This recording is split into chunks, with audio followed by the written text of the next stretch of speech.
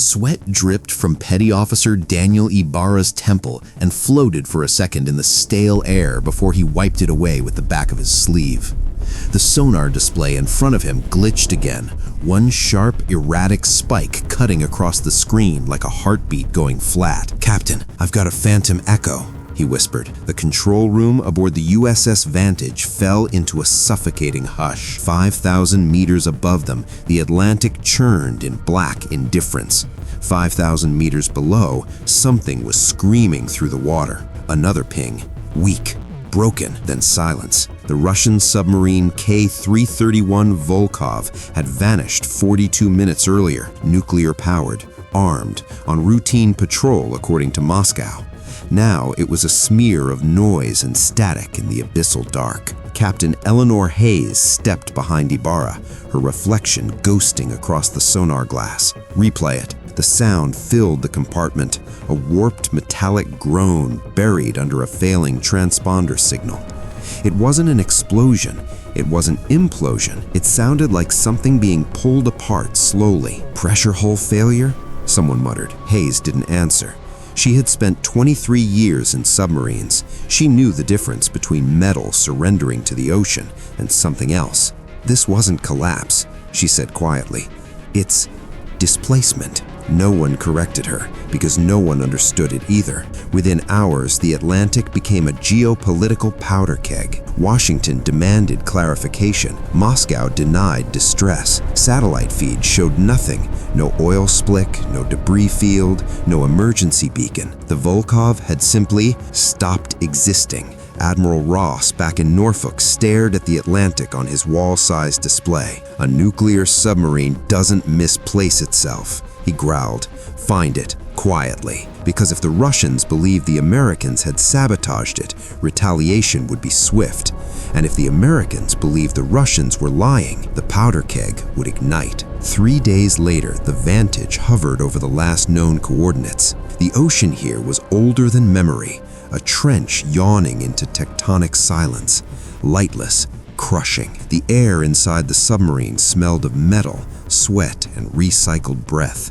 Every surface hummed faintly under pressure. Microscopic fractures formed and reformed in steel as the hull adjusted to depth. "Deploy autonomous drone," Hayes ordered. The drone slipped into the water like a thought swallowed by darkness. On screen, the feed flickered to life. Sediment drifted like gray snow. The beam cut through nothingness. Minutes passed. Then, contact, Ibarra breathed. The shape emerged slowly, not wreckage. The Volkov was intact, resting upright on the ocean floor as if carefully placed there.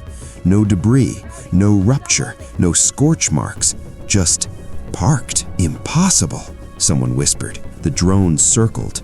The hull bore no damage, no implosion scars, no external breach, but the submarine's conning tower hatch hung open, 5,000 meters below sea level. Hayes felt a cold bloom in her stomach. "Bring us down another 50 meters. Ma'am, we're already pushing safe depth." 50 meters. The Vantage descended. Metal groaned. The groan carried through the decks like a warning. On screen, the drone drifted toward the open hatch. Radiation levels normal. Reactor signature minimal, but active. "Active. Is there movement?" Hayes asked. "No, ma'am." The drone entered the Volkov. Its interior lights were dead. Only the drone's beam cut through the claustrophobic corridors. Papers floated in zero-gravity pockets of water. A coffee mug drifted near the ceiling. No bodies. "Where the hell is the crew?" Lieutenant Mercer whispered. The drone reached the control room. Chairs empty. Control panels intact.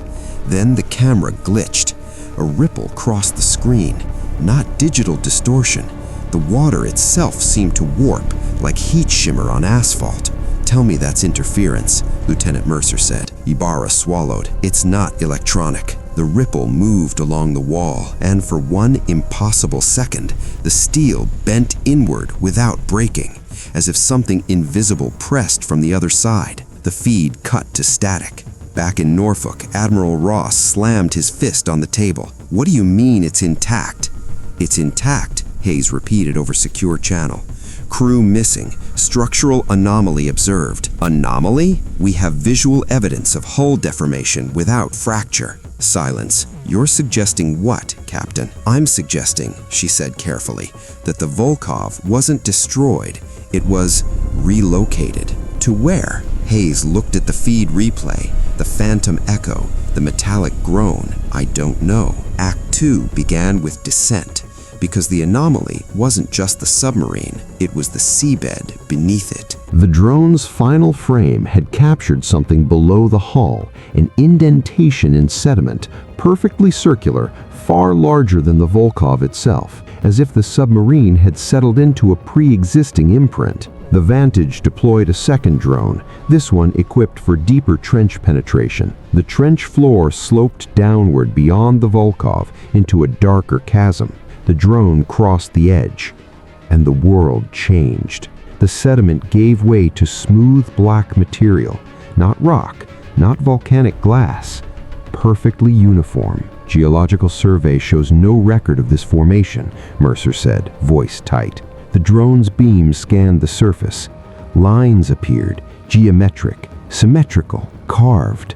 Hayes leaned closer to the screen. That's not tectonic, she murmured. The pattern extended beyond visibility, a structure buried beneath layers of ocean and time. And then the drone passed over an opening, a vast aperture descending into darkness. Inside, faint light pulsed, slow, rhythmic, like breathing. The Vantage's instruments spiked, compasses spun uselessly. Sonar returned phantom echoes bouncing from nowhere and everywhere at once. Ibarra's hands trembled. It's affecting us. The submarine shuddered. A low-frequency vibration resonated through the hull, setting teeth on edge. Radiation? Hayes snapped. Negative. Magnetic? Off the charts. The pulsing light intensified, and then, impossibly, the Vulkov's reactor signature flared. On a separate screen, deep within the abandoned Russian submarine, control panels flickered to life. No crew, no input.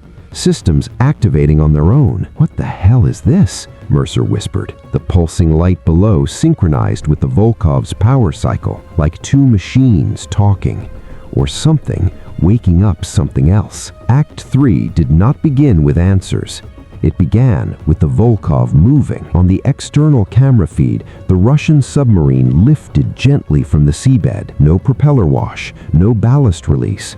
It rose as if buoyed by unseen hands. Inside the Vantage, alarms screamed. Distance increasing, Ibarra shouted. It's ascending. The Vulov rotated mid-water and oriented toward the trench opening, toward the pulsing light. Hayes felt claustrophobic dread clamp around her ribs. If that reactor breaches, it's stable, too stable. The Vulov descended into the aperture, and the light swallowed it. The ocean fell silent, not normal silence, a tectonic silence. Every instrument aboard the Vantage flattened to zero. No current, no magnetic flux, no background noise, just absence. For 3 endless seconds, the Atlantic ceased. Then the world slammed back. Instruments exploded with data. Sonar screamed. The Vantage lurched violently. Structural stress rising, Mercer yelled. On screen, the aperture sealed. The black geometric surface smoothed over, erasing itself. The Vulov was gone, not destroyed, gone. And in its place,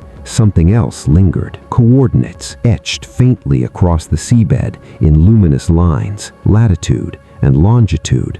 Not of the trench, of somewhere else, somewhere shallower. Hayes stared at the numbers. Surface, she ordered hoarsely. Now. 2 days later, a U.S. reconnaissance vessel hovered over a calm stretch of Atlantic, far from shipping lanes.